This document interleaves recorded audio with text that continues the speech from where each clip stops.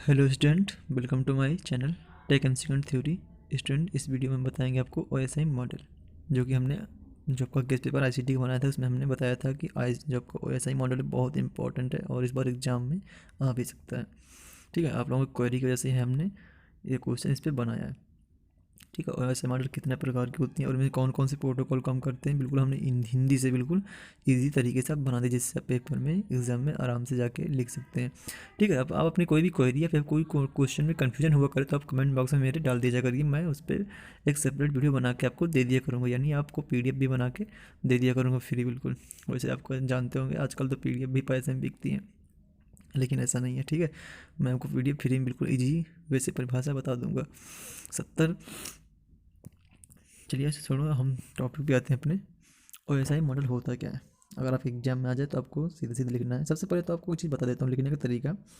OSI model यानी अगर किसी चीज़ का शॉर्ट फॉर्म आ जाया करे तो सबसे पहले आप उसका हेडिंग डाल के पहले उसका फुल फॉर्म लिखा करिए। जैसे यहाँ पे ओएसआई आ गया तो ओएसआई का पूर्ण रूप क्या होता है, सबसे पहले आपको ये लिखना है। चाहे एग्ज़ाम में, चाहे आपको किसी भी एग्ज़ाम में ऐसा हो, चाहे जो भी एग्ज़ाम हो, अगर आप में किसी का शॉर्ट फॉर्म आता है तो आप पहले उसका हेडिंग डाल के पहले उसको फुल फॉर्म पहली लाइन में ज़रूर लिखिए। जिसे एग्जामिनर ना इससे प्रभावित होता है, वो सोचता है कि हाँ इस बच्चे ने पहले इसका फुल फॉर्म बताया, वो जानता है कि हाँ इसके अंदर टैलेंट है, लिखने का तरीका पता है। यही तो लिखने के तरीके होते हैं। और एसआई मॉडल का पूरा नाम होता है ओपन सिस्टम इंटरकनेक्शन। ठीक है, यहाँ पे आप पढ़ सकते हैं ओपन सिस्टम इंटरकनेक्शन। इसे आईएसओ ने 1978 में विकसित किया था। आईएसओ क्या है? International organisation standardisation. ठीक है, और ऐसा ही मॉडल किसी नेटवर्क में दो यूजर्स के बीच कम्युनिकेशन का एक रेफरेंस मॉडल होता है। जी, यहाँ पे जो हमने इंपॉर्टेंट पॉइंट है ना उन्हें हमने येलो कलर से बिल्कुल हाईलाइट कर दिया है, ताकि आप जो इंपॉर्टेंट पॉइंट यहाँ पे ये ज़रूर आपने यहाँ लिखें। ये इंपॉर्टेंट पॉइंट आप ज़रूर एक बार देख लें। ठीक है, वैसे मॉडल क्या करता है? किन्हीं दो कंप्यूटर के बीच, दो कंप्यूटर के बीच जो कम्युनिकेशन का एक मेथड होता है, मॉडल होता है। ओएसआई मॉडल में 7 लेयर होती हैं। ठीक है, हमने अभी बता दी है ओएसआई मॉडल में 7 लेयर होती हैं तथा हर लेयर का अपना अपना काम होता है। अब 7 लेयर होती हैं तो हर लेयर अपना अपना काम ज़रूर करती होंगी। इस मॉडल की हर लेयर एक दूसरे पर निर्भर नहीं रहती हैं, लेकिन एक लेयर से दूसरी लेयर में डेटा का ट्रांसमिशन होता है, यानी एक लेयर से दूसरी लेयर में डेटा ट्रांसमिट होता है।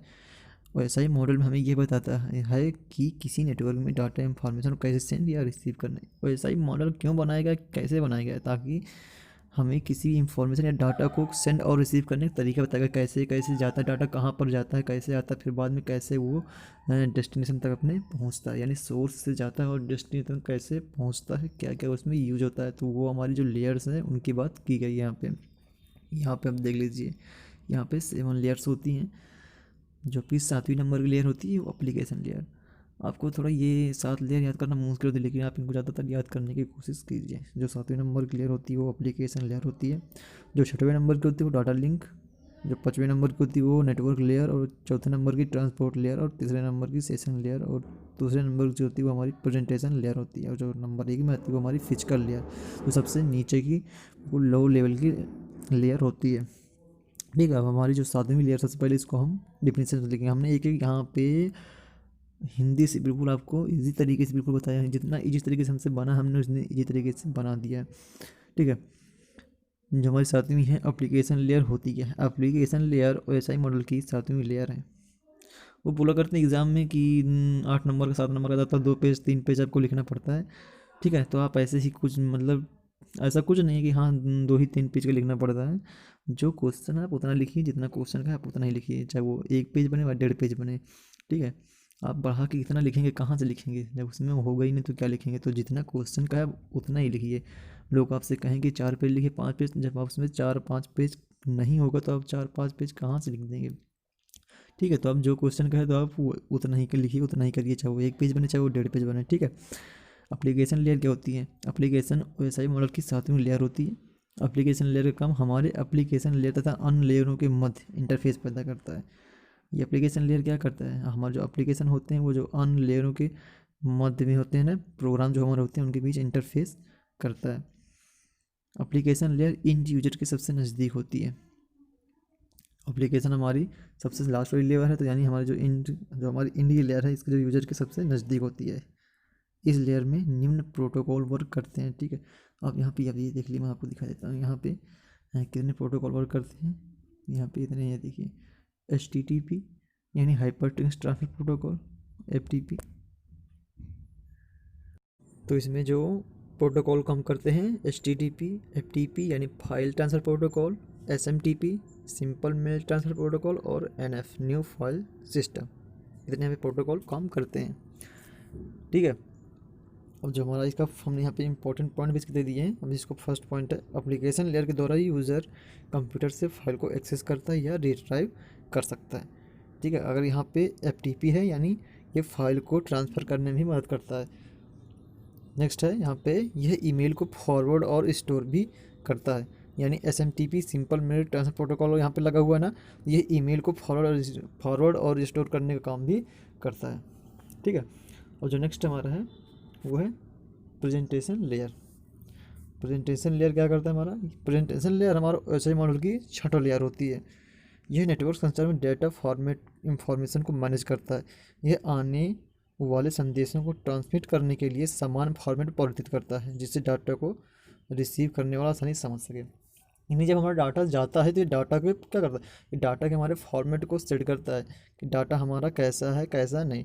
ठीक है, जैसे जिसके पास डाटा जाए वो आसानी से समझ सके, तो डाटा को मतलब एक पढ़ने के रूप में बनाता है, यानी पढ़ने के रूप में बनाता है। इसमें लिखा क्या, डाटा फॉर्मेट को इंफॉर्मेशन को मैनेज करता है, आने वाले संदेश को नेटवर्क ट्रांसमिशन के लिए सामान्य फॉर्मेट में परिवर्तित करता है। ये प्रेजेंटेशन लेयर का काम होता है, ताकि डाटा को जो रिसीव हो वो आसानी से समझ सके, यानी ऐसी अपनी भाषा में उसको फॉर्मेट करता है ताकि जो रिसीवर है वो अच्छे से डेटा को समझ सके।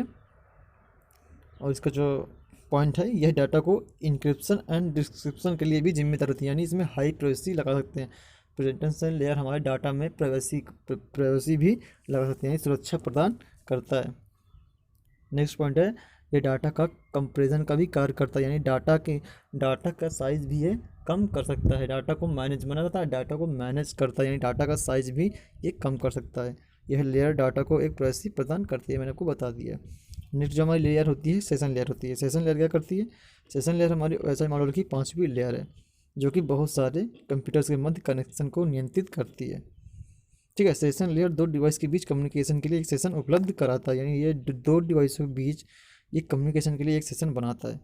यह लेयर फ्रेम के हेडर में सोर्स और डेस्टिनेशन एड्रेस को ऐड करता है, यानी जो हमारा फ्रेम होता है उसके हेडर में सोर्स और डेस्टिनेशन एड्रेस का नाम जो है वो ऐड करता है, ताकि ये भी जब अगले यूज़र के पास जाए डेस्टिनेशन में तो वो इसको एड्रेस के द्वारा समझ सके।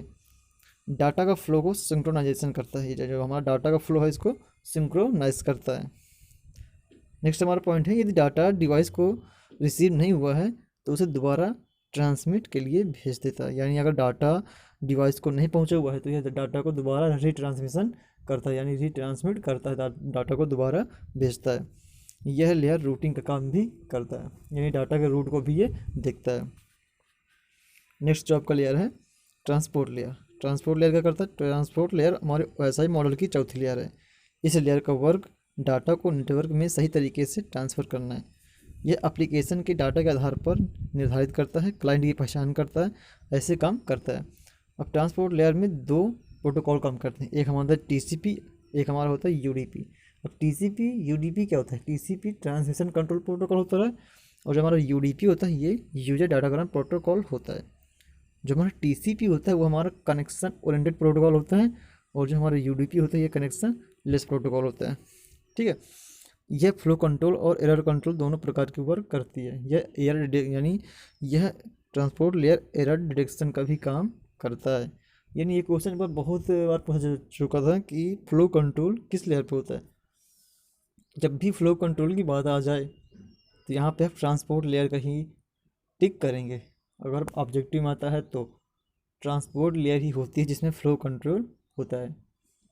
ठीक है, नेक्स्ट पॉइंट है, यह दो प्रकार की सर्विसेज प्रदान करता है, कनेक्शन ओरिएंटेड और कनेक्शन लेस। मैंने बताया था TCP और UDP हैं, तो ये दो प्रकार की सर्विसेज भी इसमें आती हैं। कनेक्शन ओरिएंटेड होता है और कनेक्शन लेस। कनेक्शन ओरिएंटेड क्या होता है, इसमें पैकेट की पहुंचने की पूरी गारंटी होती है, और जब हमारा कनेक्शन लेस होता है इसमें पैकेट की डेस्टिनेशन तक पहुँचने की कोई गारंटी नहीं होती, बीच में भी लॉस हो सकता है। नेक्स्ट है हमारा, जब ये मैसेज रिसीव करता है तो मैसेज को बहुत सारे सेगमेंट में विभाजित कर देता है। जब इसके पास कोई भी डाटा जाता है तो डाटा को बहुत सारे सेगमेंट में तोड़ देता है। प्रत्येक सेगमेंट का एक सीक्वेंस नंबर होता है, जिससे प्रत्येक सेगमेंट को आसानी से पहचाना जा सकता है। ठीक है, नेक्स्ट जो हमारा लेयर है वो है नेटवर्क लेयर। नेटवर्क लेयर जो हमारी OSI मॉडल की तीसरी लेयर है। इस लेयर में स्विचिंग तथा राउटिंग तकनीक का यूज किया जाता है। यह लेयर डेटा के मार्ग को निर्धारित करता है एवं डेटा को आगे भेजता है। यानी अब ये नेटवर्क लेयर जो होता है इसमें स्विच और राउटर का भी वर्क होता है। ठीक है, आप यहाँ पे क्या कर सकते हैं, यहाँ पे डेटा के मार्ग को निर्धारित करता है और डेटा को आगे भेजता है। यानी डेटा का जो पाथ है, ये डेटा का पाथ यानी रास्ता सेट करता है और डेटा को आगे भेज देता है। इसका पॉइंट जो है लॉजिकल एड्रेस को निर्धारित करता है ताकि किसी भी एंड पॉइंट को पहचाना जा सके। यह लॉजिकल एड्रेस को निर्धारित करता है। इसमें अब जो प्रोटोकॉल काम करता है, इसमें देखिए यहाँ पे IP यानी इंटरनेट प्रोटोकॉल इसमें वर्क करता है, और बहुत से करते हैं FDDI LAN वगैरह काम करते हैं, लेकिन जिसमें प्रोटोकॉल है वो IP लगा हुआ है। तो क्या है उसमें, यह लॉजिकल एड्रेस को निर्धारित करता है ताकि किसी भी एंड पॉइंट को आसानी से पहचाना जा सके। डाटा को सोर्स से डेस्टिनेशन तक पहुंचने की जिम्मेदारी इसी लेयर की होती है। यानी डाटा को सोर्स से डेस्टिनेशन तक पहुंचने की जिम्मेदारी नेटवर्क लेयर की ही होती है। और इस लेयर में IP FDDI token ring LAN आदि काम करते हैं। ठीक है, नेक्स्ट यहाँ पे है data link layer. Data link layer OSI model की हमारी दूसरी लेयर है। इस लेयर की दो सब लेयर होती हैं, एक मैक होती है और एक LLC। मैक क्या होती है, मैंने यहाँ पे दे दिया मीडिया एक्सेस कंट्रोल, और LLC होता है हमारा लॉजिक लिंक कंट्रोल। इस लेयर में नेटवर्क लेयर द्वारा भेजे गए डाटा को पैकेटों को डिकोड तथा एनकोड किया जाता है। जो हमारा नेटवर्क लेयर द्वारा पैकेट भेजा जाता है उस पैकेट को हम क्या करते हैं, डिकोड एंड एनकोड करते हैं, तथा यह लेयर भी देखता है कि डेटा के पैकेट एररलेस यानी यह भी चेक करता है कि डेटा जो हमारा पैकेट है वो ट्रुथ रहित है, उसमें कोई गलती तो नहीं है, कोई एरर तो नहीं है। इस लेयर को फ्रेम यूनिट भी कहा जाता है। इस लेयर में दो प्रोटोकॉल होते हैं, PPT और HDLC। PPT क्या होता है, हमारा पॉइंट टू पॉइंट प्रोटोकॉल, और जो हमारा HDLC होता है ये high level data link control होता है। नेक्स्ट हमारी सबसे नीचे की लेयर है, यानी नंबर 1 की फिजिकल लेयर। अब फिजिकल लेयर की बात करें, फिजिकल लेयर जो होती है हमारी, ये OSI मॉडल की सबसे निचले स्तर की लेयर है, जो नेटवर्क में इलेक्ट्रॉनिक सिग्नल और मैकेनिकल सिग्नल के बीच संबंध स्थापित करता है। यानी किसी भी नेटवर्क में स्विच, हब, रिपीटर, जितनी भी डिवाइस होती हैं सब इसी फिजिकल लेयर से जुड़ी होती हैं। यह लेयर डिसाइड करती है कि दो से अधिक डिवाइसेस जो होती हैं आपस में फिजिकली कैसे कनेक्ट होती हैं। सेकंड पॉइंट है, यह कम्युनिकेट मोड को भी डिफाइन करता है कि हमारा कम्युनिकेट मोड कैसा हो, सिंपलेक्स, डुप्लेक्स या फिर हॉप डुप्लेक्स। ठीक है, सिंपलेक्स, डुप्लेक्स, हॉप डुप्लेक्स मैंने अपने चैनल पढ़ा है, जाके आप हमारी playlist internet and networking theory जाके वहाँ पे एक्सेस कीजिए, वहाँ पे आपको सारी डेफिनेशन मिल जाएंगी। सिंपलेक्स, डुप्लेक्स, हॉप डुप्लेक्स आपको सब मिल जाएगा। गाइडेड मीडिया, अनगाइडेड मीडिया, वहाँ पे मैंने विस्तार से बिल्कुल हिंदी से ईजी तरीके से पढ़ाया, आप वहाँ पे जाके देख सकते हैं। ठीक है, नेक्स्ट पॉइंट हमारा, यह इंफॉर्मेशन को ट्रांसमिट करने के लिए सिग्नल को निर्धारित करता है, और यह भी डिसाइड करता है कि कम्युनिकेशन वायरलेस होगा या फिर वायर्ड। ठीक है, तो ये हमारी ये OSI मॉडल का पूर्ण PDF हमने तैयार कर लिया है। अगर आपको PDF चाहिए, फ्री बिल्कुल है, तो आप हमारे नंबर पे, WhatsApp नंबर पे SMS कर सकते हैं या फिर कमेंट कर सकते हैं, तो हम आपको PDF बिल्कुल दे सकते हैं, और आप अपने हिसाब से, अपने समझने तरीके से आप इसे पढ़ सकते हैं। हो सकता है मेरे बताने से आपको समझ में कम आया हो, तो आप इसे अपने हिसाब से इस PDF लेके पढ़ लीजिए। ठीक है, और नेक्स्ट वीडियो हम बात करेंगे दूसरे डेफिनेशन की, जो कि है UPS। बहुत सी डेफिनेशन जो आपको हम पूरी केस पेपर की पूरी सॉल्व करा देंगे।